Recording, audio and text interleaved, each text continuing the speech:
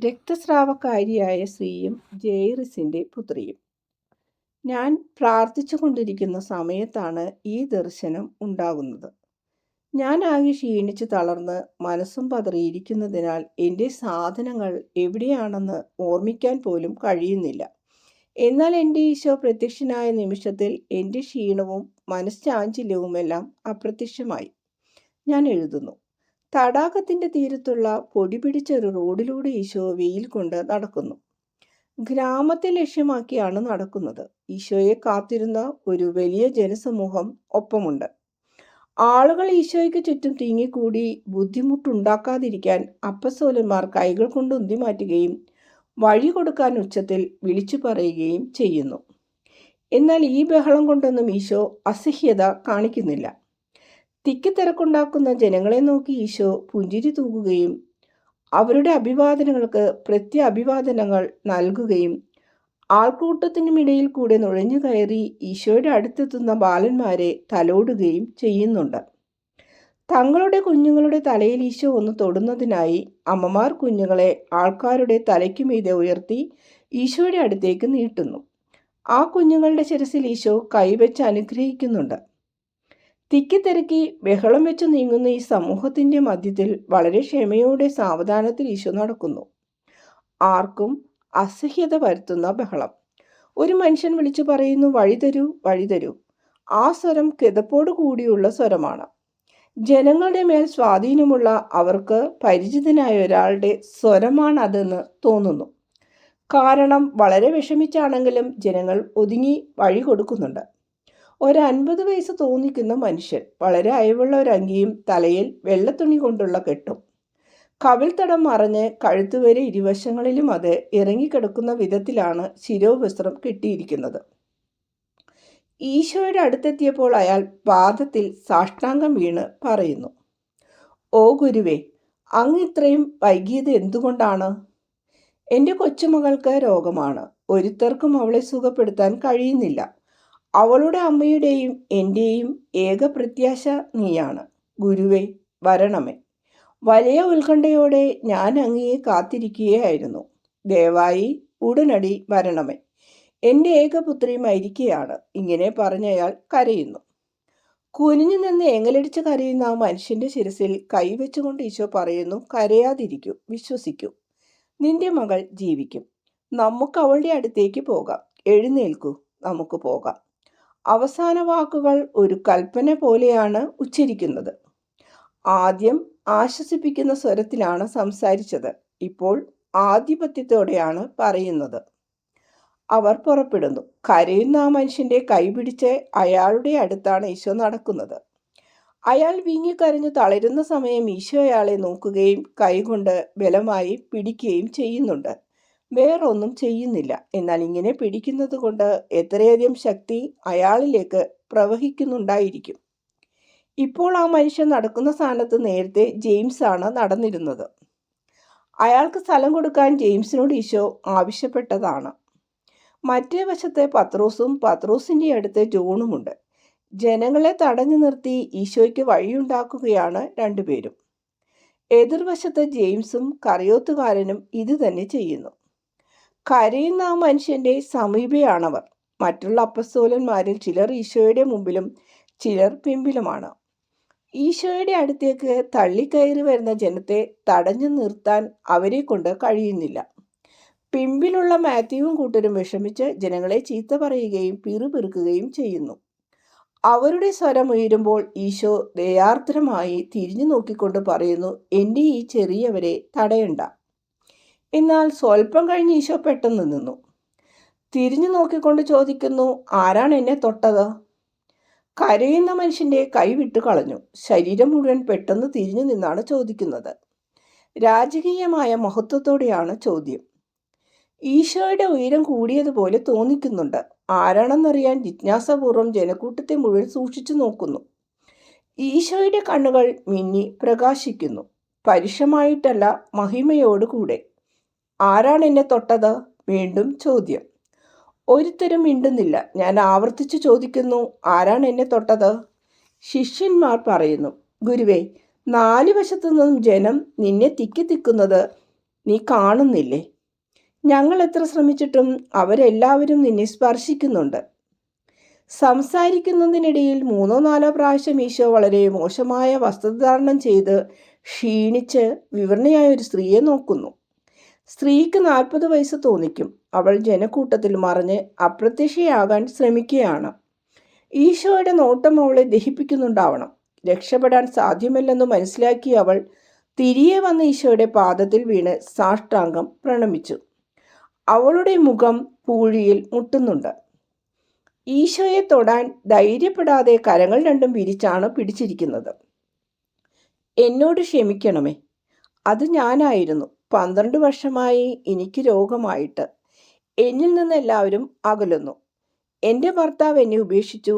ഞാനൊരു ശാപമായി തീരാതിരിക്കാൻ എല്ലാവരെയും പോലെ ജീവിക്കാൻ ആഗ്രഹിച്ച് ചികിത്സയ്ക്ക് വേണ്ടി എനിക്കുണ്ടായിരുന്ന സമ്പാദ്യമെല്ലാം ചെലവഴിച്ചു. എന്നാൽ ഒരുത്തർക്കും എന്നെ സുഖപ്പെടുത്താൻ കഴിഞ്ഞില്ല.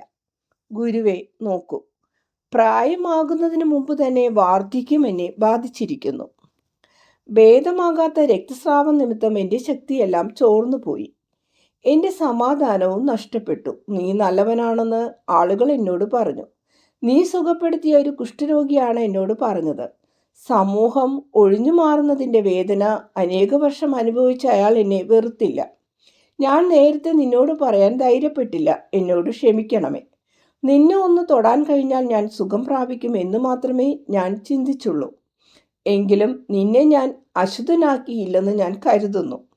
നിന്റെ അങ്കിയുടെ വക്കിൽ കഷ്ടിച്ച് തൊട്ടതേയുള്ളൂ. നിലത്തുമുട്ടി വലിഞ്ഞിരുന്ന വഴിയിലെ പൊടിയിൽ മുട്ടിക്കിടന്നിരുന്ന വസ്ത്രത്തിൻ്റെ അറ്റത്തു മാത്രമേ ഞാൻ തൊട്ടുള്ളൂ. ഞാനും പൊടിയും ചെളിയുമാണല്ലോ.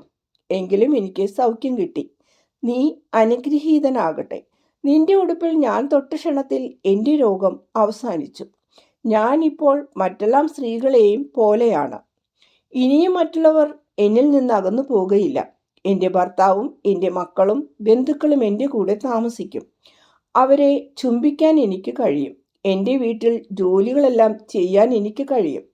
കുടുംബത്തിന് ഉപകാരമുള്ള ഒരംഗമായി തീരും. ഈശോയെ, എൻ്റെ നല്ല ഗുരുവേ, നിനക്ക് നന്ദി. നീ എന്നും അനുഗ്രഹീതനാകട്ടെ.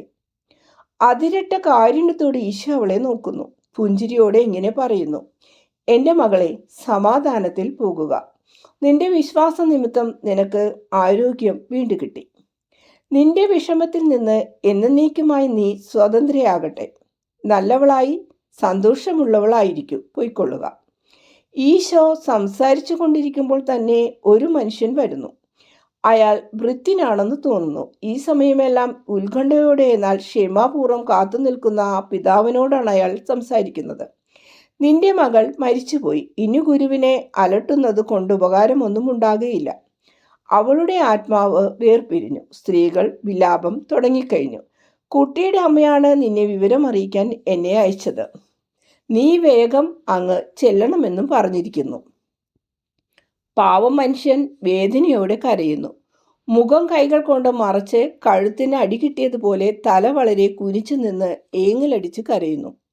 ഈശോ ആ സ്ത്രീയെ ശ്രദ്ധിക്കുകയും അവളോട് മറുപടി പറയുകയും ചെയ്യുന്നതിനാൽ ഇതൊന്നും ശ്രദ്ധിക്കുന്നില്ലെന്ന് തോന്നും.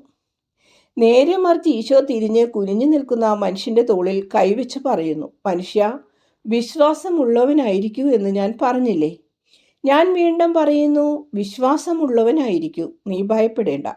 നിന്റെ മകൾ ജീവിക്കും. നമുക്ക് അവളുടെ പക്കലേക്ക് പോകാം.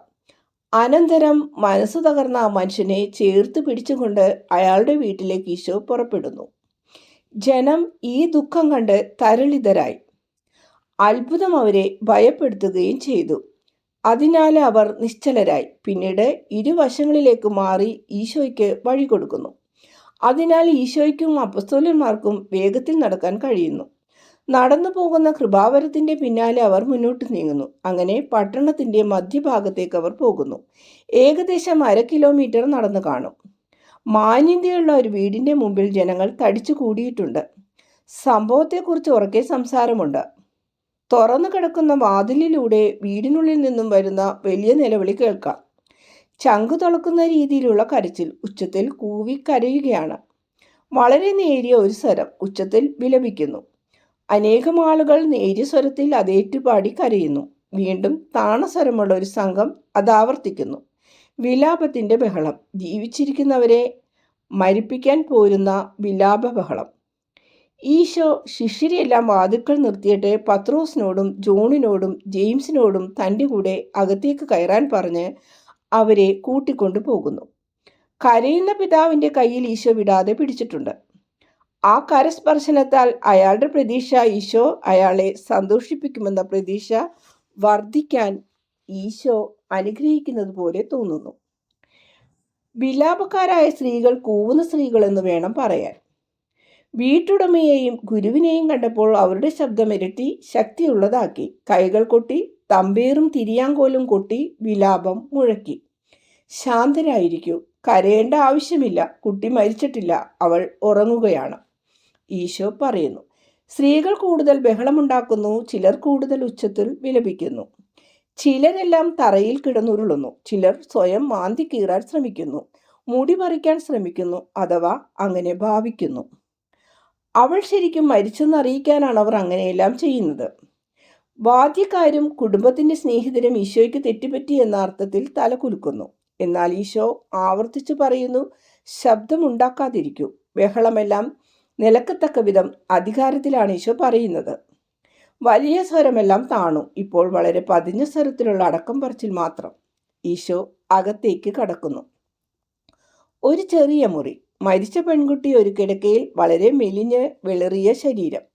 ശവസംസ്കാരത്തിനുള്ള വസ്ത്രങ്ങൾ അണിയിച്ച് കറുത്ത മുടി ഭംഗിയായി പിന്നി ഒരുക്കിയാണ് കിടത്തിയിരിക്കുന്നത്. കിടക്കയുടെ വലതുഭാഗത്തിരുന്ന് കുട്ടിയുടെ അമ്മ കരയുകയും കുട്ടിയുടെ നിർജീവമായ കരം ചുംബിക്കുകയും ചെയ്യുന്നു. ഈശോയെ ഇപ്പോൾ കണ്ടിട്ട് എത്ര സുന്ദരൻ! അപൂർവമായിട്ട് ഇത്രയും സുന്ദരനായ ഈശോയെ ഞാൻ കണ്ടിട്ടുള്ളൂ. വളരെ ഉത്സാഹത്തോടെ കുട്ടിയുടെ കിടക്കയെ സമീപിക്കുകയാണ്. തെന്നി വരുന്നത് പോലെയോ പറക്കുന്നത് പോലെയോ വേഗത്തിലാണ് വരുന്നത്. അപ്പസ്തോലന്മാർ 3 പേരും കതകടിച്ച ശേഷം കതകിന് ചേർന്ന് ജിജ്ഞാസുക്കളുടെ ഒളിഞ്ഞുനോട്ടം തടയത്തക്ക വിധം നിൽക്കുകയാണ്. കുട്ടിയുടെ പിതാവ് കിടക്കയുടെ കാൽക്കലാണ് നിൽക്കുന്നത്. ഈശോ കിടക്കയുടെ ഇടതുഭാഗത്തേക്ക് ചെന്ന് ഇടത് കൈ കൊണ്ട് മരിച്ചു കിടക്കുന്ന പെൺകുട്ടിയുടെ ഇടത് കൈ എടുക്കുന്നു. അനന്തരം വലതുകരം ഉയർത്തിപ്പിടിച്ച് ശബ്ദം ചെയ്യുകയോ കൽപ്പന നൽകുകയോ ചെയ്യുന്നത് പോലെ താഴ്ത്തിക്കൊണ്ട് പറയുന്നു, ബാലികേ, ഞാൻ നിന്നോട് പറയുന്നു, എഴുന്നേൽക്കുക. ഒരു നിമിഷത്തേക്ക് എല്ലാവരും സ്തംഭരായി.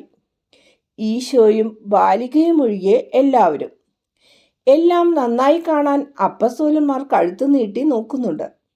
കഠിനമായ ദുഃഖം നിറഞ്ഞു നിൽക്കുന്ന കണ്ണുകളോടെ മാതാപിതാക്കൾ കുട്ടിയെ നോക്കി നിൽക്കുന്നു. ഒരു നിമിഷം കുട്ടിയുടെ നെഞ്ചത്ത് അനക്കം. മെഴുകുപോലിരുന്ന മുഖത്തിന് നിറം വരുന്നു. മരണത്തിൻ്റെ വിളർച്ച നീങ്ങി ഒരു നേരിയ പുഞ്ചിരി അവളുടെ അധരങ്ങളിൽ വിടരുന്നു. പിന്നാലെ സ്വപ്നത്തിൽ നിന്നുണർന്നാൽ എന്ന പോലെ അവൾ കണ്ണുകൾ തുറക്കുന്നു. ഈശോ ഇപ്പോഴും അവളുടെ കയ്യിൽ പിടിച്ചിട്ടുണ്ട്. മെല്ലെ കണ്ണുകൾ തുറന്ന് ഉണർന്നു വരുന്ന അവൾ കാണുന്നത് അവളെ നോക്കി നിൽക്കുന്ന ഈശോയുടെ മാധുര്യം നിറഞ്ഞ മുഖവും കണ്ണുകളുമാണ്. ഈശോയുടെ പുഞ്ചിരി അവളെ ധൈര്യപ്പെടുത്തുന്നു. അവൾ ഈശോയെ നോക്കി പുഞ്ചിരി തൂകുന്നു. എഴുന്നേൽക്കൂ, ഈശോ ആവർത്തിച്ചു പറയുന്നു. ശവസംസ്കാരത്തിനായി അണിയിച്ച പട്ടുതുണികളും പുഷ്പങ്ങളുമെല്ലാം ഒരു കൈകൊണ്ട് ഈശോ തള്ളി മാറ്റുന്നു. എഴുന്നേറ്റ് ആദ്യ ചൂടുകൾ വയ്ക്കാൻ അവളെ കൈക്ക് പിടിച്ച് സഹായിക്കുന്നു. ഇനി എന്തെങ്കിലും ഭക്ഷണം അവൾക്ക് കൊടുക്കൂ, ഈശോ ആജ്ഞാപിക്കുന്നു.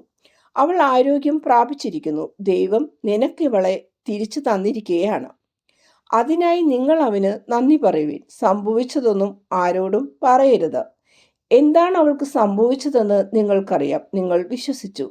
ആ വിശ്വാസം ഒരു അത്ഭുതത്തിന് അർഹമായി. മറ്റുള്ളവർക്ക് വിശ്വാസമില്ല. അവരെ ബോധ്യപ്പെടുത്താൻ ശ്രമിക്കുന്നത് നിഷ്ഫലമാണ്. അത്ഭുതം നിരാകരിക്കുന്നവർക്ക് ദൈവം തന്നെ വെളിപ്പെടുത്തുകയില്ല. നീ എൻ്റെ പ്രിയപ്പെട്ട കൊച്ചു പെൺകുട്ടി, നീ നല്ലവളായിരിക്കണം. ദൈവം നിങ്ങളോട് കൂടെ. ഈ ഭവനത്തിന് സമാധാനം ഉണ്ടാകട്ടെ. ഈശോ പുറത്തേക്ക് ഇറങ്ങി കതകടച്ച് നീങ്ങുന്നു. ദർശനം അവസാനിച്ചു. ഈ സംഭവത്തിൽ എന്നെ സന്തോഷിപ്പിച്ച 2 കാര്യങ്ങൾ ഞാൻ എടുത്തു പറയട്ടെ. ഈശോയെ തൊട്ട വ്യക്തിയെ ജനക്കൂട്ടത്തിനിടയിൽ ഈശോ തിരിയുന്നത്, ആ കൊച്ചു പെൺകുട്ടിയുടെ കിടക്കയോട് ചേർന്ന് നിന്ന് അവളുടെ കൈക്ക് പിടിച്ചുകൊണ്ട് എഴുന്നേൽക്കാൻ പറയുന്നത്, സമാധാനവും ആത്മധൈര്യവും എന്നിലേക്ക് പ്രവഹിച്ചു. ഇത്രയും കാരുണ്യവും ശക്തിയുമുള്ള ഈശോയ്ക്ക് നമ്മോട് കരുണ കാണിക്കാതിരിക്കാൻ പറ്റുകയില്ല. നമ്മെ കൊന്നുകളയുന്ന ദുഷ്ടാരൂപിയെ പരാജയപ്പെടുത്താതിരിക്കാനും സാധ്യമല്ല. ഈശോ ഒരു വിശദീകരണവും തൽക്കാലം തരുന്നില്ല. ഒരു കാര്യവും പറയുന്നുമില്ല. ഞാൻ മിക്കവാറും മൃതപ്രായയാണെന്ന് ഈശോ കാണുന്നു. ഇന്ന് രാത്രി എനിക്ക് ആശ്വാസമുണ്ടാകേണ്ടതാണെന്ന് പരിഗണിക്കുന്നുമില്ല.